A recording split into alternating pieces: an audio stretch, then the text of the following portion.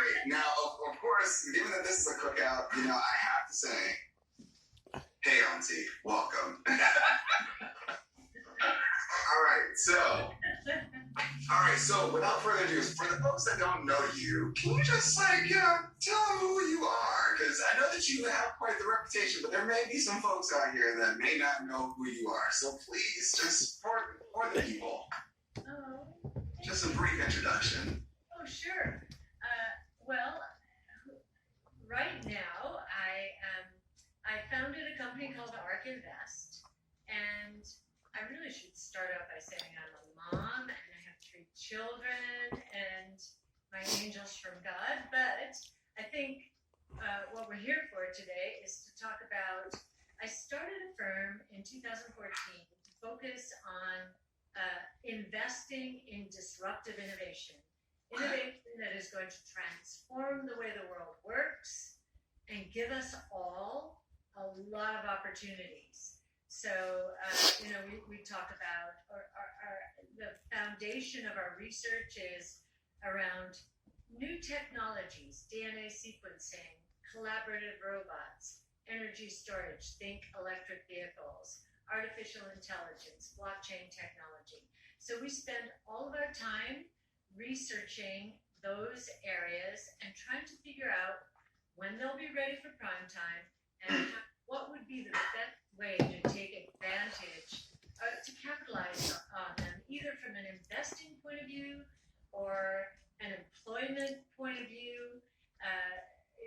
We're all about change and trying to help everyone get on the right side of change, because there's so much change happening now.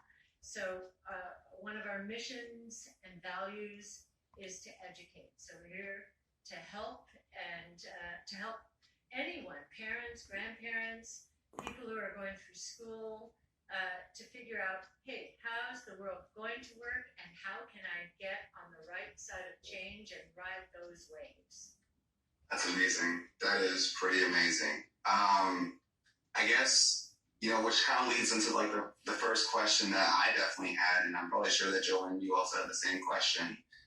We prepared some pretty cool questions for you. And some of the cousins also took part in this putting together the questions. So I guess with that is, what is the motivation and purpose of ARK, and how is it that ARK differs from what has always existed on Wall Street?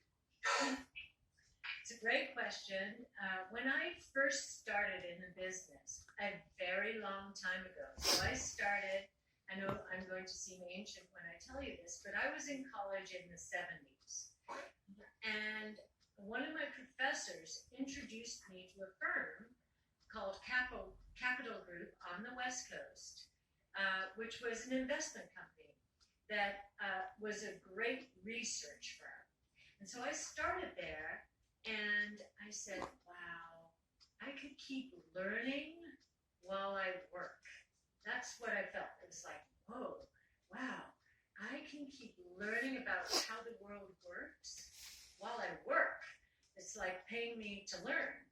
And so that was a big deal. And what I've done since then is learn about how the world works at the same time that the rest of the Wall Street world was trying to figure out, how do we avoid risk?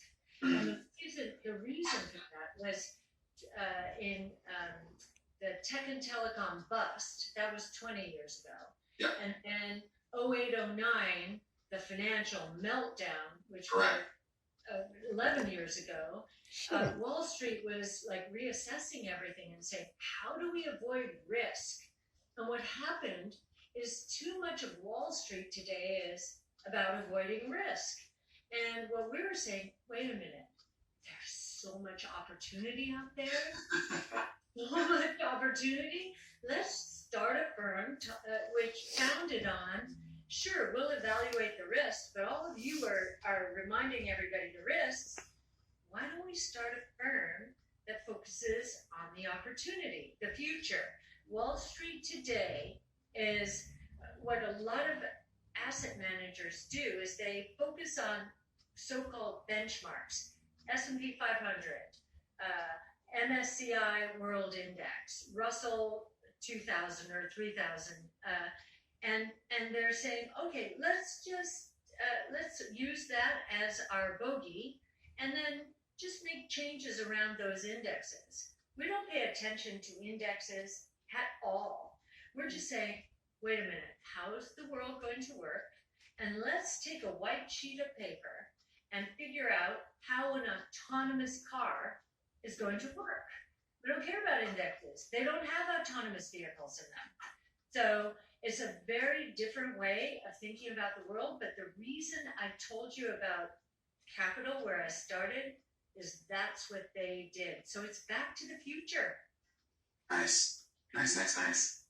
Well, Kathy, my name is Jolene. It is a pleasure to meet you. Thank you so much for your presence in this investment world. Inspires so many other women to step into this space. So I want to thank you right now for that. And one of the questions that we had really comes from, on one of your interviews, you had mentioned how analysts kind of are in silos.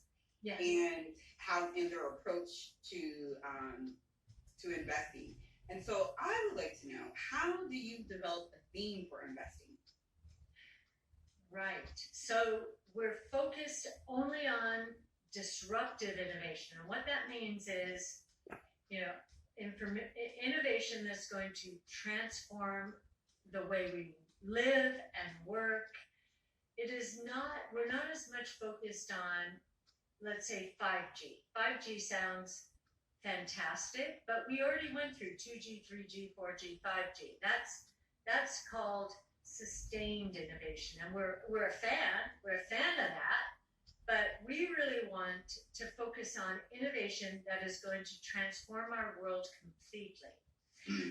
So this idea of silos, the way the traditional world is set up, we in any one firm on Wall Street or elsewhere, you'll find analysts who are really, really good at a very narrow slice of the world, which is how investing used to work, and many people think it still should work that way. But we think innovation is going to blow that world apart, and the reason is the silos will prevent these analysts from seeing the new technologies that are going to sweep right through them.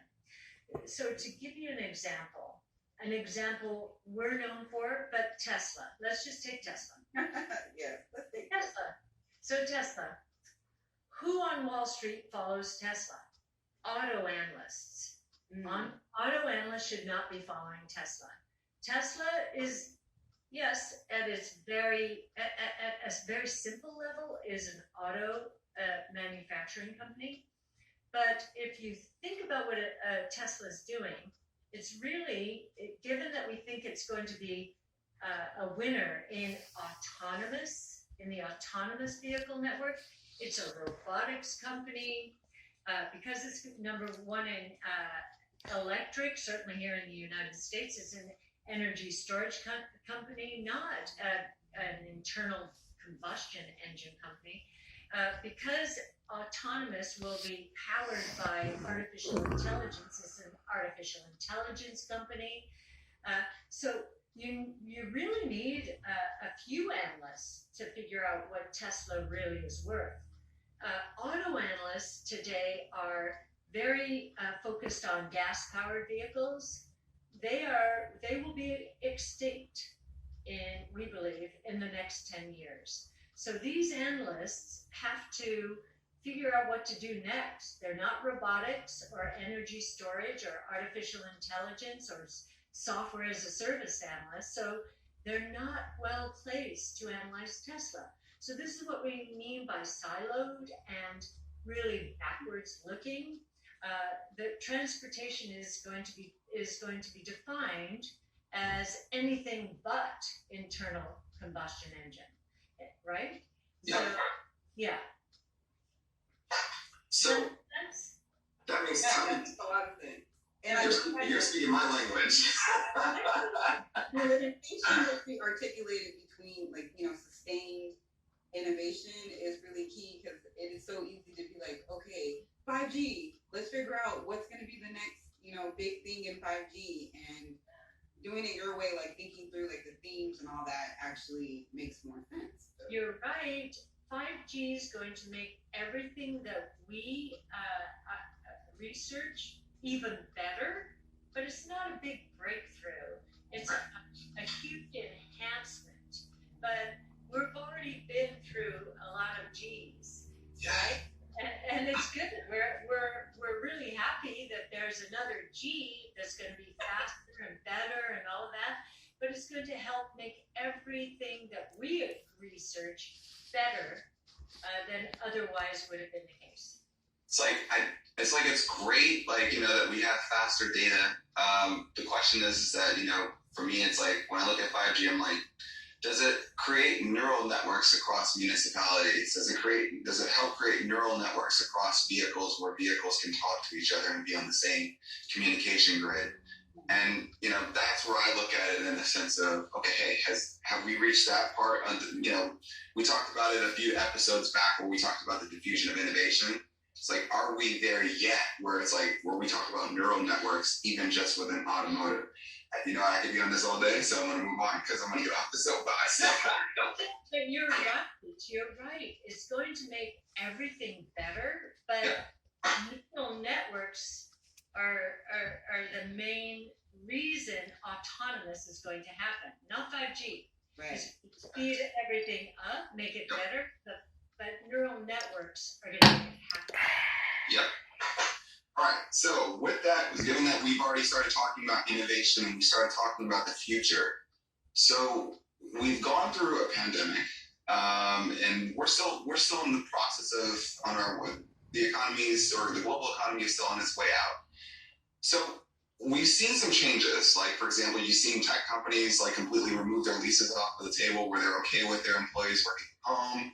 So I guess the question that we kind of ask is, what is the future of work, and what skills should youth, aka the future workforce, what should they consider?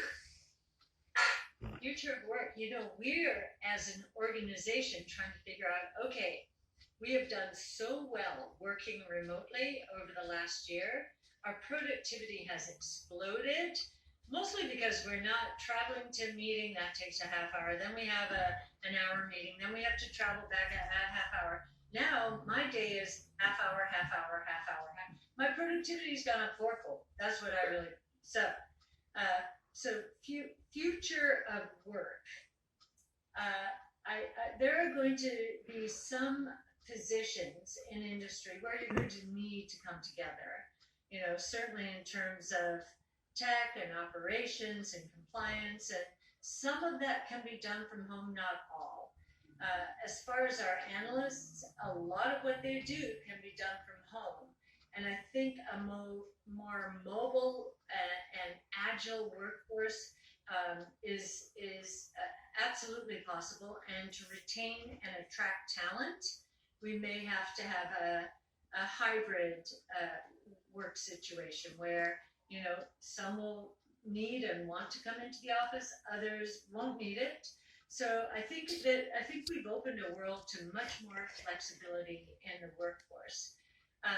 So Mark, your question to me was, what is the future of work in terms of how do we steer people to the right side of innovation? I think that's really important. And you've been wonderful to weigh in on foundation. I'm really thinking about this, and so is the team from an education point of view, because we want to make sure that we guide young people towards the right side of change. And what I have found so liberating about innovation is that it levels the playing field. If you go to our website, arc-invest.com, you will see a very young group of people, including our analysts. And no one thought this was possible. Most people said, oh no, all these people have to be educated with an MBA to then move through these internships, and then maybe they can get into our world. That's changing. And I think what's happened is, if you look at our talent, what you will find very young and not at all traditional in terms of their backgrounds. And that's a good thing. Yes. It's a very good thing. Innovation levels the playing field out there.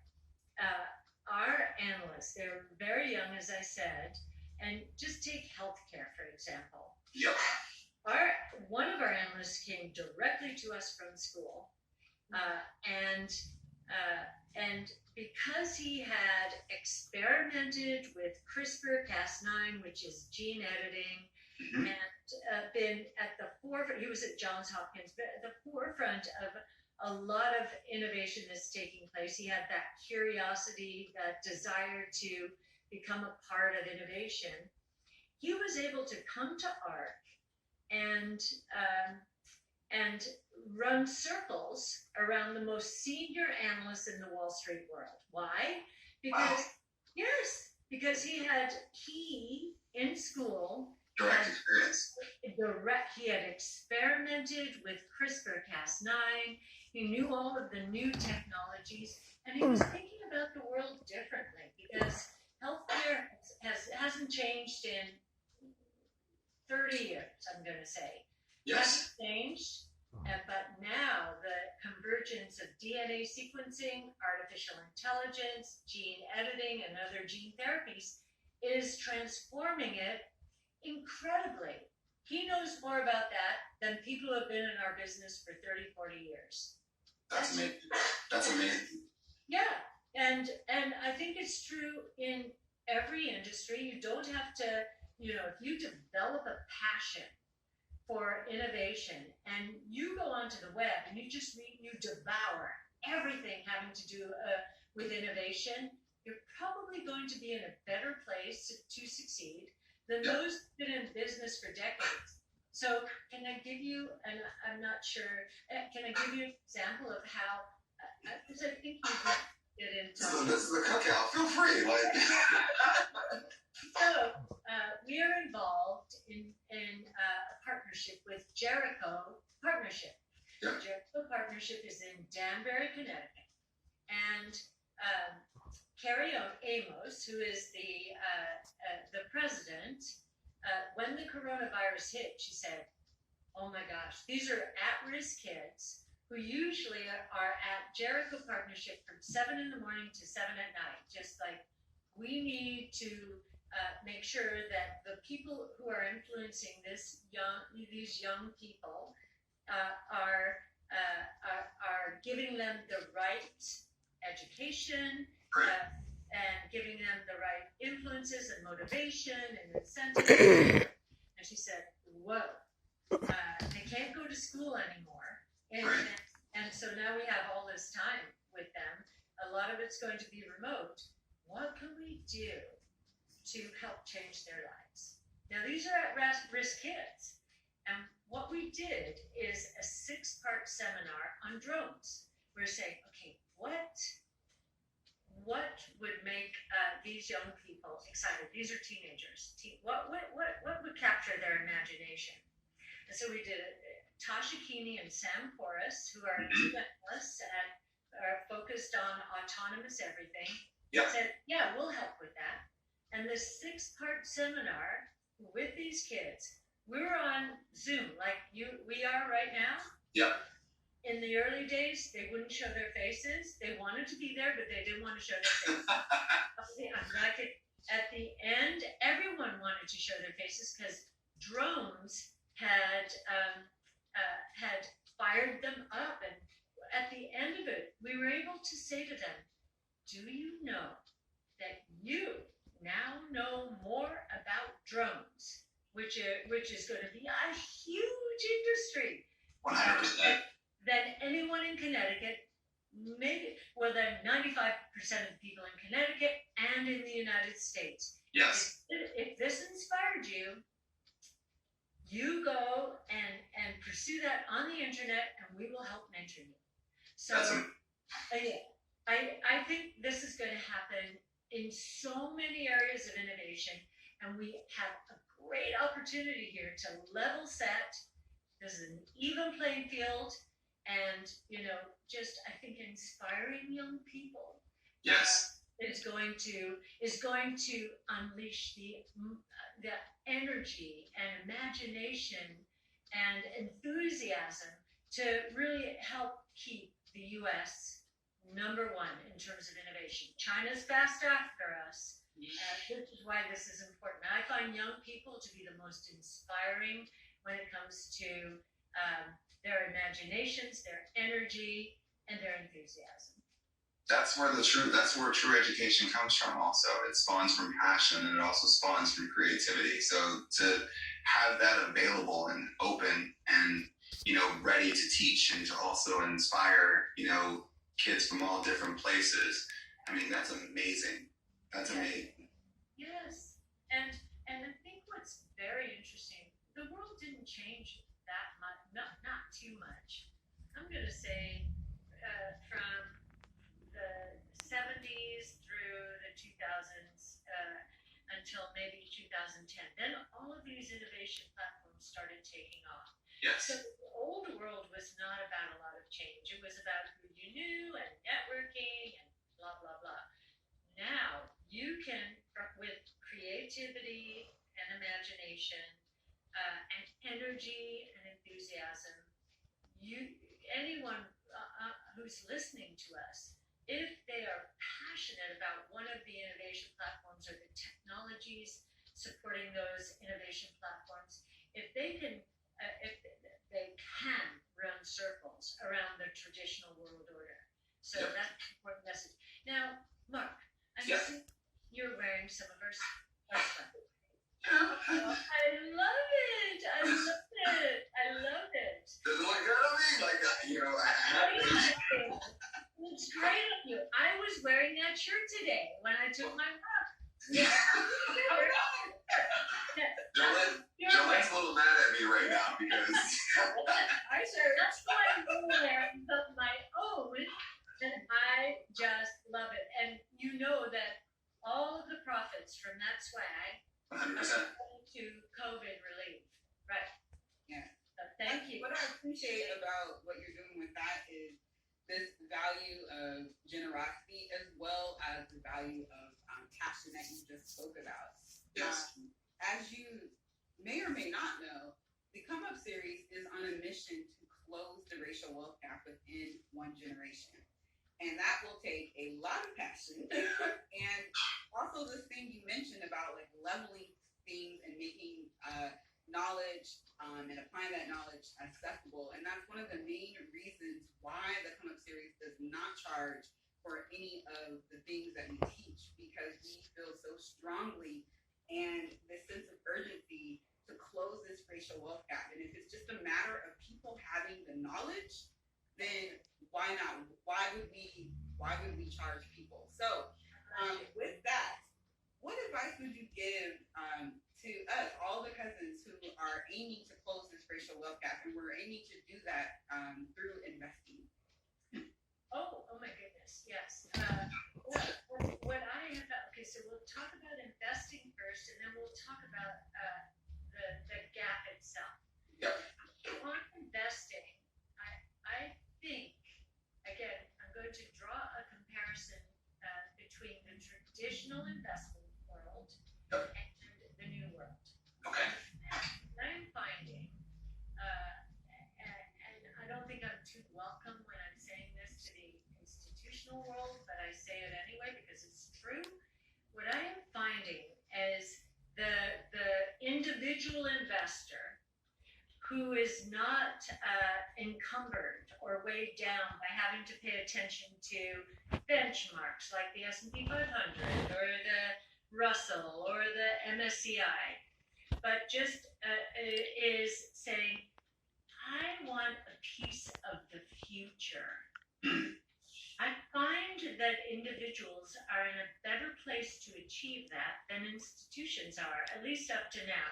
Yep. Because institutions are saying, well, this is my benchmark. I need to put those stocks in there. Maybe I won't weight them as high, or and I'll take this bet by underweighting or something. That's not investing. You know, it's interesting when I was trying to explain to someone who was not in the investment business before I started my firm. I said, "This is what I'm trying to do," and he said, when he finally got an aha moment, he says, "Oh, so what you're telling me is the future of investing is investing in the future." And I said, "Yeah."